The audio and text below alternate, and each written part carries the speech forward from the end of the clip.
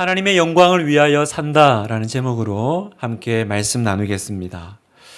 여러분, 옛날 영화인데 불의 전차라는 영화가 있습니다. 1981년도 영화인데요. 포스터를 제가 한번 요청드렸는데 혹시 볼 수 있을까요? 네. 기억나시나요? 불의 전차. 옛날 영화입니다. 그래서 근데 이 영화가 영화도 영화지만 주제 음악이 굉장히 유명합니다. 그래서 여러분이 지금 제가 이렇게 틀어드릴 수는 없고 불의 전차 음악 쳐서 이렇게 딱 인터넷에 보면 이게 그 음악이야? 주로 이제 올림픽 할 때 이제 많이 배경음악으로 나오는 이제 음악인데요. 이 불의 전차라는 이 영화는 사실은 실화를 바탕으로 만든 영화입니다. 1924년에 프랑스 파리 올림픽 때를 배경으로 하는데요. 그때 영국에서 가장 촉망받던 육상 선수가 있었습니다. 그 이름은 에릭 리델입니다. 에릭 리델이라고 하는 선수가 있었는데 실제 실존했던 사람입니다. 영화를 혹시 보신 분은 있는지 모르겠지만 이 영화를 보면 이 에릭 리델이요. 100m 달리기 경주 선수인데 이제 올림픽에 딱 나가 보니까 100m 달리기가 주일날 진행되는 거예요. 지금이야 그런 의식이 없이 우리가 다 하지만 그때만 해도 참 이런 것들에 대해서 정말 진지했던 시절이었거든요. 그래서 나갔는데 100m 달리기가 주일날 하네. 그래서 올림픽 국가대표인데 안 나간 겁니다. 그래서 욕을 엄청 먹죠. 너만 교회 다니냐 그러면서 어떻게 국가대표 선수가 경기를 안 나가냐. 그리고는 나중에 자기 종목이 아닙니다. 100m 단거리 선수가 400m에 나가서 거기서 이제 금메달을 목에 걸게 되는 내용입니다. 그런 영화 내용인데 제가 이 영화에서 한 대목을 좀 얘기를 하고 싶은데요. 그 영화의 초반에 보면 에릭과 그의 이제 여동생 제니가 나옵니다. 이 두 사람의 대화 장면이 나오는데 원래 이 두 사람은요. 선교사 자녀들이에요. 중국 선교사 자녀거든요. 그래서 누이 제니가 오빠 에릭에게 이렇게 말하는 장면이 나오는데 이제 에릭이 올림픽에 나가서 너무 유명해지면 앞으로 중국 선교사로 나가기가 힘들어지지 않겠느냐. 그래서 나가지 말라 그럽니다. 동생이 달리기를 너무 잘하는 게 오히려 하나님을 섬기는데 방해가 될 수도 있겠다라는 말을 해요. 그때 에릭이 누이에게 이런 말을 합니다. 하나님께서 나를 창조하셨을 때는 중국을 위한 특별한 목적이 있으셨어. 또 하나님은 나를 빨리 달릴 수 있도록 만드셨지. 나는 내가 달릴수록 하나님의 기뻐하심을 느껴. 이렇게 말하고 올림픽에 출전하러 나아갑니다.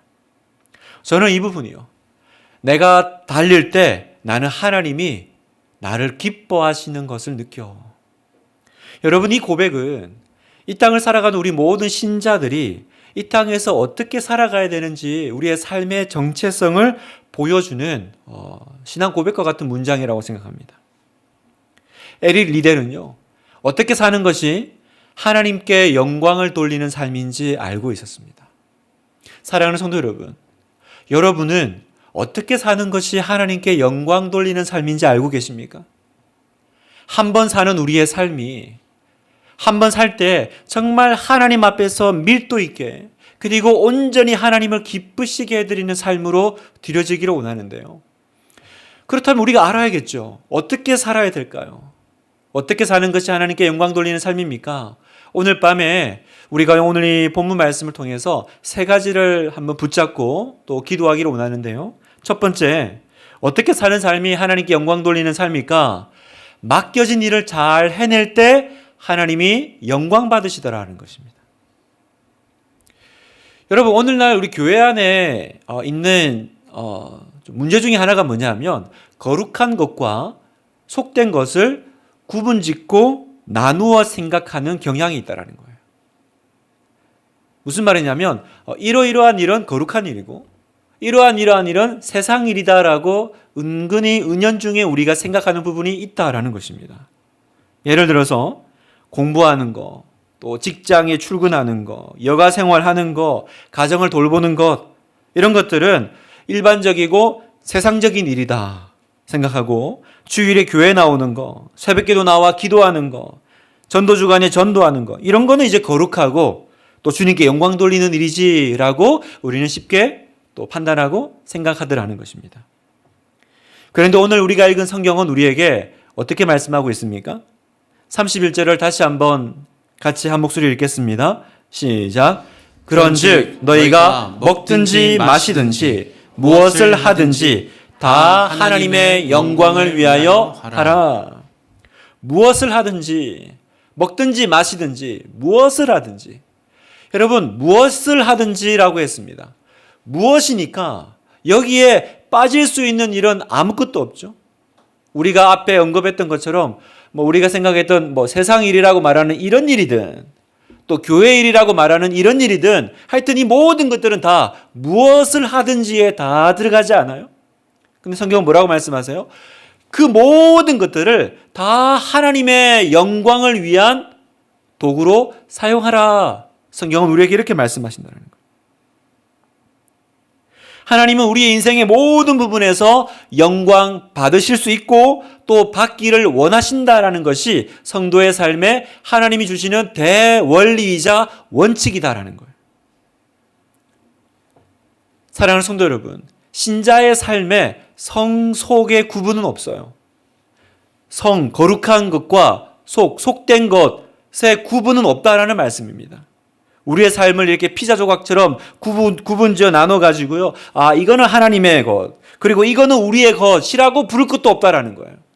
모든 것이 다 하나님의 영광 받으실 영역이고 모든 것이 다 누구 거예요? 하나님 거예요. 이거는 내 거고 반 잘라가지고 저거는 하나님 거고 그렇게 성경은 얘기하지 않으신다는 겁니다. 그래서 우리는 어떻게 살아야 돼요? 성속의 구분 없이 내 모든 삶의 영역을 주님께 드리며 내 모든 삶이 하나님께 영광 돌리는 삶이 되게 해야 한다라는 사실입니다. 또 그 말은 무슨 말이에요? 내가 나에게 맡겨진 이 일상의 삶을 살아내는 것도 하나님은 영광 받으시는 영역으로 받으신다는 거예요. 그래서 에릭 리델이 자신이 중국 선교사로 나가는 것도 하나님께 영광되는 일이겠죠. 얼마나 귀한 일이에요. 선교사로 헌신하는 거. 그러나 또 내가 하나님이 나에게 주신 이 은사, 그건 뭐였습니까? 잘 뛰는 거예요. 남들보다 나는 유독 여기에 큰 은사가 있네. 그래서 잘 뛰면 그것도 하나님께 영광이 되더라는 것입니다.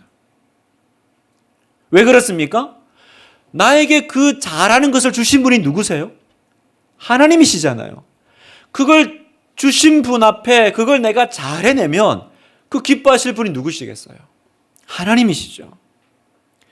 그래서 여러분, 우리가 나의 직업과 직장과 나의 하는 모든 일에서 나의 은사와 달란트 가운데 내가 그걸 잘 해내려고 애쓰고요. 또 내가 성과를 내고 내가 거기서 이렇게 성공해내면 예전에는 그게 나의 영광이고요.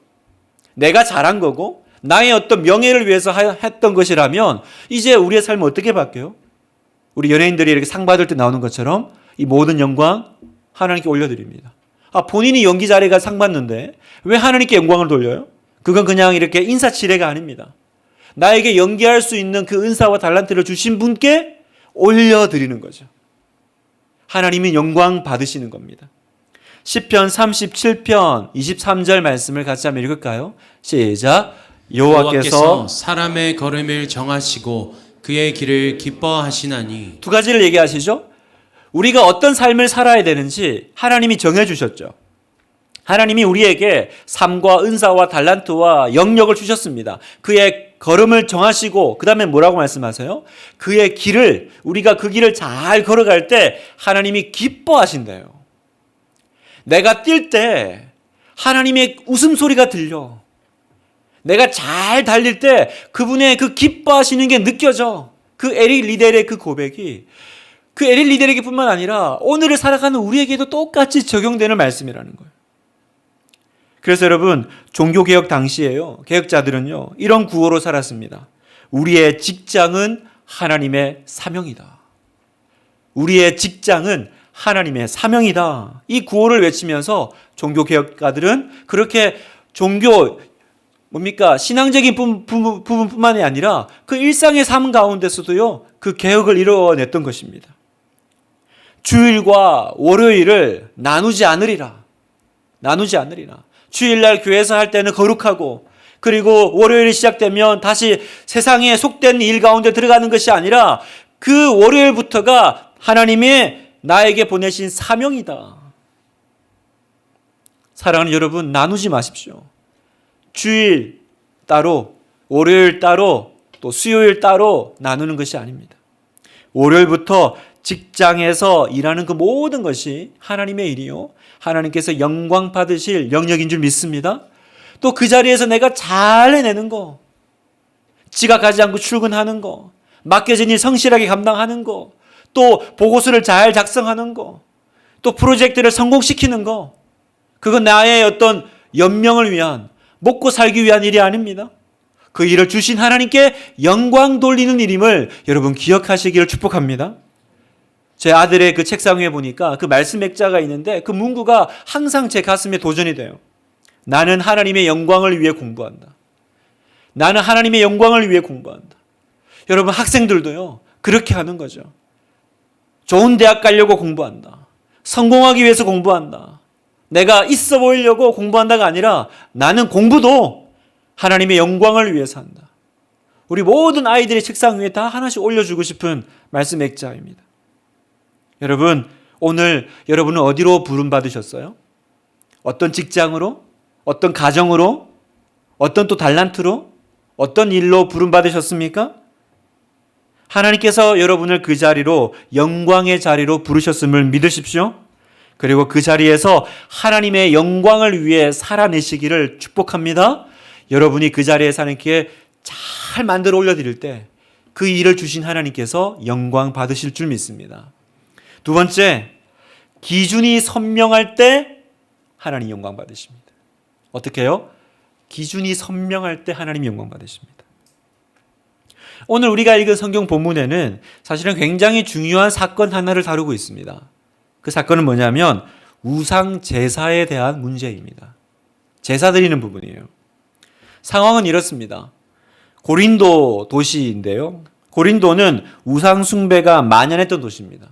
그런데 문제는 당시 고린도 교회 안에서 교회 안에 있던 성도들이요, 이교도들의 그 신전에서 제사 드리고 그 사람들이 하는 그 우상 축제, 그 우상 축제에 신도들 중에도, 신자들 중에도 참여하는 사람들이 있더라는 거예요. 또 본인이 그런 어떤 우상 숭배의 어떤 문화와 그런 자리에 참여하면서 뭐라고 생각했냐면, 내가 비록 이런 데 참여하긴 하지만 그렇다고 내가 뭐 우상 숭배하는 건 아니야. 그냥 내가 이런 사회 속에, 이런 문화 속에 살고 있으니까 어쩔 수 없이 하는 거지. 뭐 이게 한다고 다 우상 숭배하는 건가? 그렇게 핑계를 댔다라는 겁니다. 우상 숭배가 만연했던 도시입니다. 뭐 모든 문화와 모든 말과 모든 대화가 그걸 빠져나와서는 참 대화하기가 쉽지 않은 그런 상황이었을 거예요. 아니, 이런 도시에 살면서 어떻게 이런 거 안 하고 살 수 있어? 그럼 산속에 들어가 살아야지. 이곳에 살려면 이런 것쯤은 내가 이렇게 좀 해주면서 또 이렇게 참여하면서 그렇게 갈 수밖에 없는 거야. 그렇게 아마 생각하고 또 변명하는 그런 문화들과 그런 경향들이 교회 안에도, 신자들 안에도 있었던 것 같아요. 여기에 대해서 바울은 선명하게 가르칩니다. 뭐라고 말씀하세요? 변명하지 말라는 거예요. 변명하지 마라. 신자는 절대로 우상 제사에 참여할 수 없다라고 말하는 겁니다. 20절. 무릇 이방인이 제사하는 것은 귀신에게 하는 것이요 하나님께 제사하는 것이 아니니 이는 너희가 귀신과 교제하는 자가 되기를 원하지 아니하노라. 사도 바울은 지금 내가 뭐 이렇게 저렇게 핑계대면서 섞여 있는 그 영적인 실태를 정확하게 보여줍니다.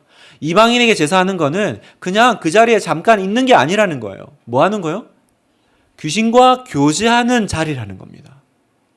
여러분, 그렇게 한번 생각해 보셨어요? 그 자리가 그 영적인 세력이 있는 자리, 또 그 자리가 나도 모르게 영적으로 동화되는 자리라는 것을 여러분 알고 계십니까? 내가 세상의 문화 가운데 그냥 이렇게 대화하면서 음담패설하고 또 세상 사람들이 하는 어떤 문화, 다 이렇게 사는데 눈에 보이지 않으니까 우리가 그 속에 섞여 있지만 성경은 뭐라고 얘기하세요? 거기에는 심각한 영적인 세력이 있다라는 거예요. 심각한 영적인 공격이 있다라는 거예요. 그 속에 나도 모르게 계속 머물러 있으면 어떻게 돼요? 내가 귀신과 교제하는 자리에 서 있게 되더라는 겁니다. 사랑하는 여러분, 신앙은 타협하지 않습니다. 비록 내 목에 칼이 들어와도요, 예수 믿는 사람, 하나님 믿는 사람은 타협하는 것이 아닙니다. 교회는 제사 허용하지 않습니다, 여러분. 교회는 조상을 섬기는 거 허용하지 않아요. 제가 대학생 때, 제가 이제 교회 다니는 걸 아니까 그 대학교 선배 형이 그런 얘기를 저한테 하더라고요. 왜 교회는 효의 예식인 제사를 부정하냐. 그렇게 이제 묻더라고요. 이분은 되게 사실은 젠틀한 형이었어요. 되게 예의 바르고. 그래서 이렇게 교회가 왜 그래? 그게 아니라 진짜 궁금해서 묻는다는 거예요. 왜 교회는 이렇게 제가 따지고 보면 제사 드리고 이렇게 하는 거는 돌아가신 조상 또 부모님을 생각하는 자리 아니냐. 그게 효라고 생각하는데 왜 그걸 이렇게 교회는 굳이 부정하고 안 된다고 하느냐. 그렇게 묻더라고요. 여러분 어떻게 생각하십니까? 사실 우리가 일상의 삶 가운데 또 우리가 또 결혼 생활 가운데 또 우리 가족 관계 가운데 이런 일들을 빈번하게 마주칩니다. 그때 여러분 안에 어떤 중심이 있습니까? 어떤 여러분 안에 여기에 대한 해석이 있나요? 여러분 잘 들어보세요. 한국에서 제사를 논할 때 제사를 주로 조상을 존경하는 예식이라고 말합니다. 그렇게 얘기를 하죠. 예를 다하는 거라고. 그러나 사실 그 이면을 우리가 정말 솔직하게 들여다보면 거기는 뭐가 있어요? 조상의 영에게 음식을 대접함이 있죠. 그 예식 안에는 그 죽은 영에게 음식을 대접함이 있습니다. 단지 그냥 이렇게 그 앞에서 묵념함으로 이렇게 조상의 어떤 그 은혜와 은덕을 생각하는 것이 아니라 실제로 음식을 준비하죠. 음식을 대접을 하죠. 여러분 그건 교제입니다. 그건 교제예요. 그건 내가 그 죽은 조상과 연결되고 있다라는 것을 믿는 믿음이에요. 더불어서 불신자들이 제사 빼먹는 거 굉장히 힘들어하죠. 만약에 제사를 놓친다. 그러면 아주 두려워할 겁니다. 여러분 그 두려움에는 뭐가 있을까요? 왜 두려워할까요? 효를 다하는 그 예식의 한 부분이라고 하면 그렇게 두려워할 리가 없어요. 그런데 안 믿는 분들은 제사 빠지는 건 진짜 집안이 무너지는 걸로 생각합니다. 왜요? 왜냐하면 조상이 우리 집안을 지켜준다고 믿으니까. 그 믿음이 깔려 있는 거예요. 조상신이 죽은 것이 아니라 지금도 어딘가 살아서 지금도 우리에게 복을 주는 존재로 있다고 믿으니까 내가 그 자리를 내가 지켜야 된다라고 생각하는 겁니다. 이거는 신앙이고 이건 믿음이에요. 지금도 내 삶에 영향력을 주는 존재가 하나님 말고 나의 삶에 복을 주는 존재가 하나님 말고 또 어떤 것이 있다라고 하는 그 영적인 도전입니다. 그래서 여러분 제사에 참여해서 절을 하거나 또 제단 앞에서 절을 하고 음식을 먹는 것은 조상의 영과 교제하는 차원을 가진다라고 사도 바울은 얘기합니다. 여러분 이건 절대로 주님을 섬기는 태도가 아닙니다. 21절 보면 너희가 주의 잔과 귀신의 잔을 겸하여 마시지 못하고 주의 식탁과 귀신의 식탁에 겸하여 참여하지 못하리라.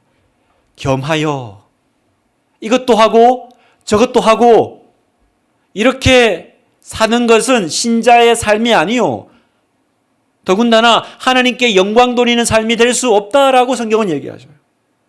여러분 이건 한번 논의해보자, 상의해보자 그런 논의의 대상이 아닙니다. 이건 이분법의 문제가 아니라 너무나도 정확하게 이분해서 나누어서 선명하게 세워져야 되는 겁니다. 오늘날 우리 사랑하는 성도 여러분, 신자 여러분, 영적인 본질에서 내가 분명하게 서 있는지를 점검하십시오. 엉거주춤한 태도로 살아가고 있지 않습니까? 이도 저도 아닌 것은요 아무것도 아닌 거예요. 여러분 모두를 사랑하는 건 사실은 아무도 사랑하지 않는 거예요. 모두를 사랑하는 건 아무도 안 사랑하는 거예요. 내가 누군가를 진짜 사랑하려면 그 외에 나머지 것에 대해서는 내가 관계를 끊어야 되는 것입니다. 에릴 리델이 뭐 그렇게 큰일입니까? 그냥 눈 한번 딱 감고 주일날 뛰면 안 됩니까? 지금 국가의 어떤 그 자존심과 메달이 달려있는 문제인데 뭐 그 주일이라고 뜁니까? 그러나 에릴 리델에게는 이게 자기의 선명한 기준이었습니다. 뭐 이걸 뭐 주일날 내가 시험을 보러 가야 되냐 말아야 되냐, 운동을 해야 되냐 말아야 되냐 그 개념이 아니라 적어도 에릴 리델에게는 이건 너무나도 분명한 주일 성수였고 믿음의 고백이었던 거예요.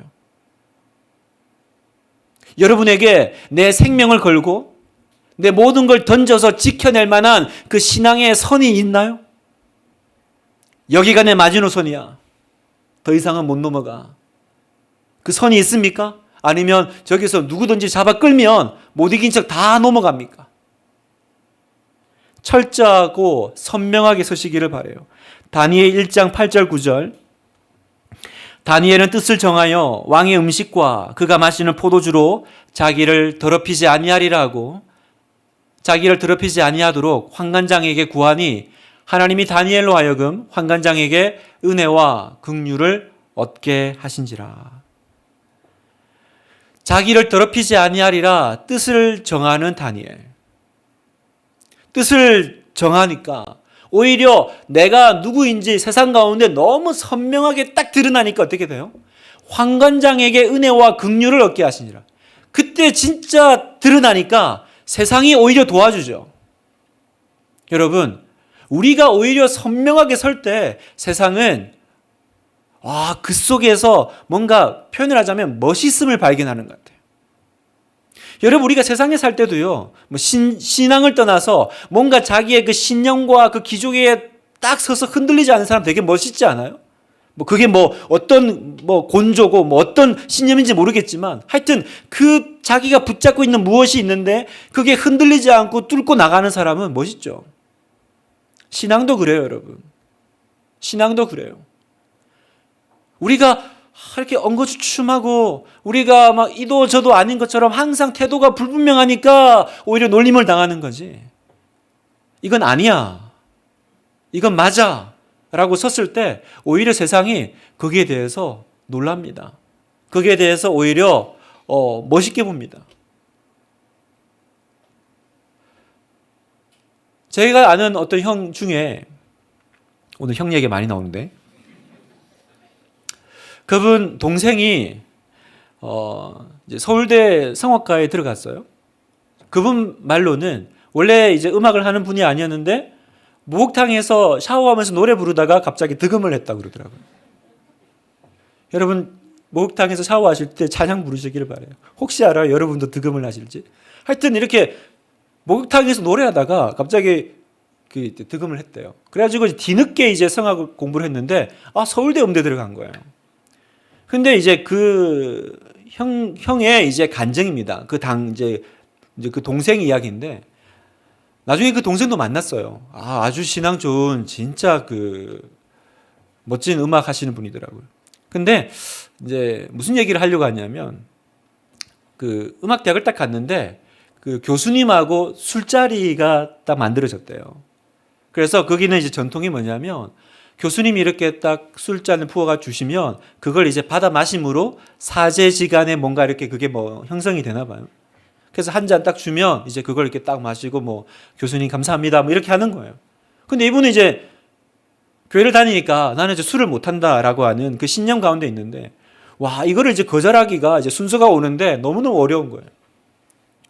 이걸 거절하는 건 교수님도 그렇지만 또 그 나머지 이제 선배들이 얼마나 이제 그 갈구겠어요. 네가 감히 우리 교수님의 그걸 거절해? 막. 그러니까 이제 굉장히 고민하면서 예수님 어떡합니까? 도와주세요. 마셔야 됩니까? 말아야 됩니까? 그러다가 자기 앞에 딱 왔을 때 술잔을 뒤로 탁 뒤집었다는 거예요. 지금 부으려고 하는데 뒤로 탁 뒤집었대요. 그러니까 교수님도 딱 하고 옆에 선배들은 이제 끝장이다. 다 죽었다. 이제 그런 얼굴로 이제 쳐다보고 있는데 갑자기 분이 그랬대요. 그 이상해진 분위기 가운데 제가 술을 마시면 예수님이 슬퍼하세요. 이랬다는 거예요. 예수님이 슬퍼해요. 거기서 갑자기 빵 터졌다는 거예요. 교수님이 갑자기. 사실 굉장히 좀 험악하고 어색해질 분위기인데 하나님이 그 마음을 주신 것 같아요. 거기서 그냥 웃어버리니까 교수님이 웃으니까 선배들도 다 같이 웃더래요. 다 웃으면서 그 교수님이 그랬대요. 야, 얘 진짜다. 쟤 건들지 마라. 그랬대요. 그래서 대학 4년 내내 그 회식과 그런 데 가도 항상 자기는 패스가 되는, 그 한 번을 넘어가니까, 그 한 번을 정면 통과하니까 하나님께서 프리패스권을 주셨다라는 거예요. 여러분, 우리 주변에 이런 간증들은 비일비재하죠. 여러분 안에도 그 간증을 가지고 있는 분이 있으실 거고 저에게도 좀 있고.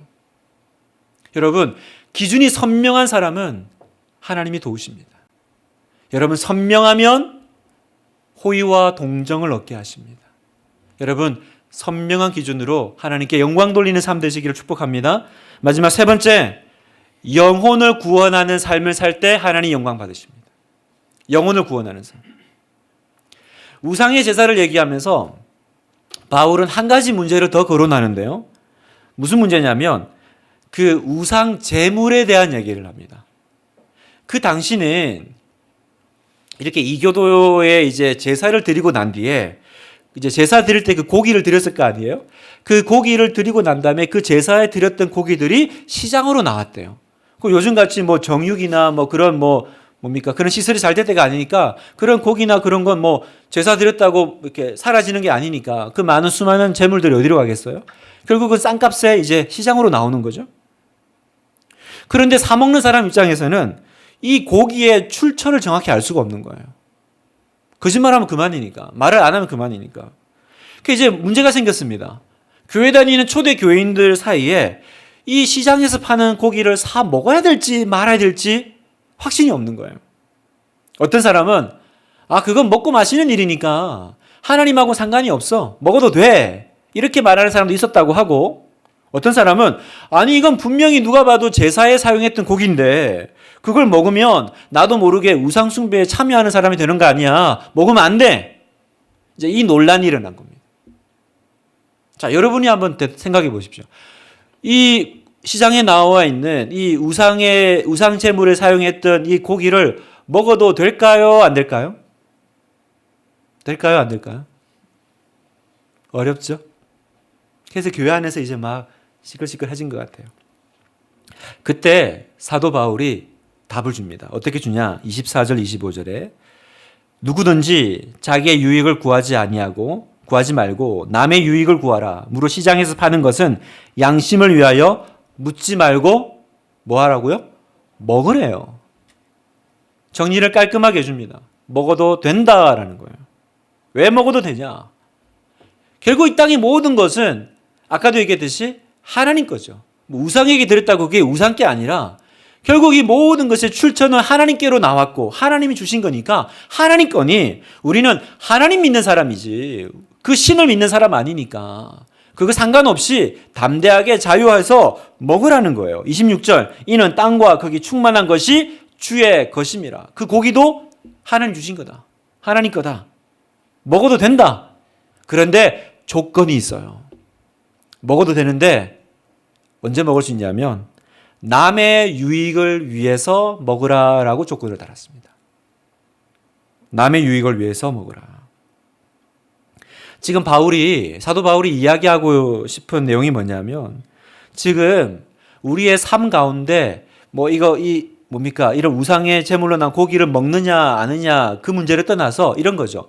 내 삶에 어떤 결정을 내릴 때 중요한 건 그 가운데 기준이 있느냐라는 거예요. 너는 어떤 원리로 그것을 하느냐라는 겁니다.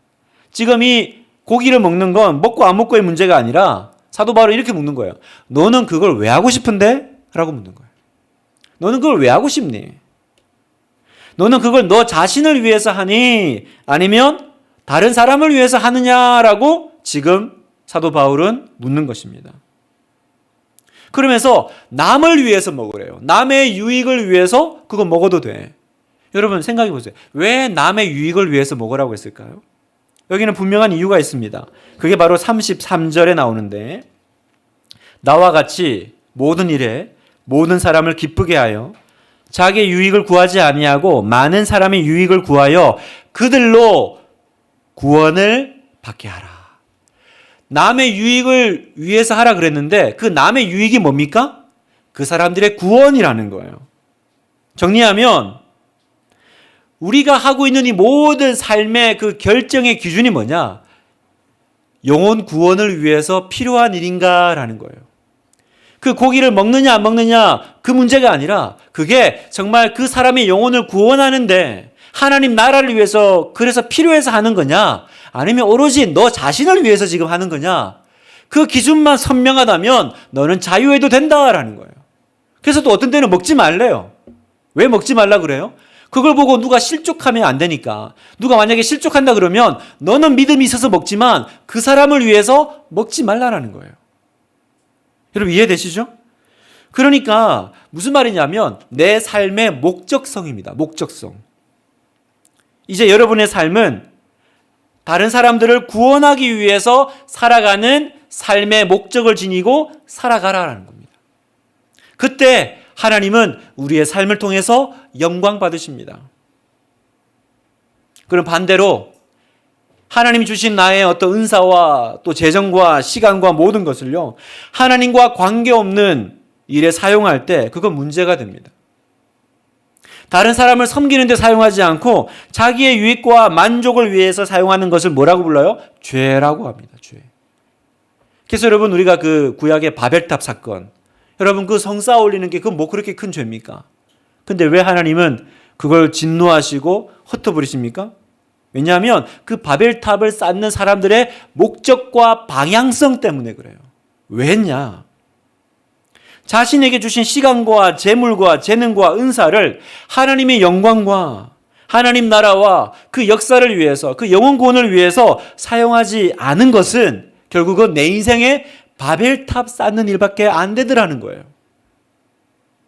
사랑하는 성도 여러분, 오늘 밤 내가 내 인생을 바라보는 눈이 열리기를 원해요.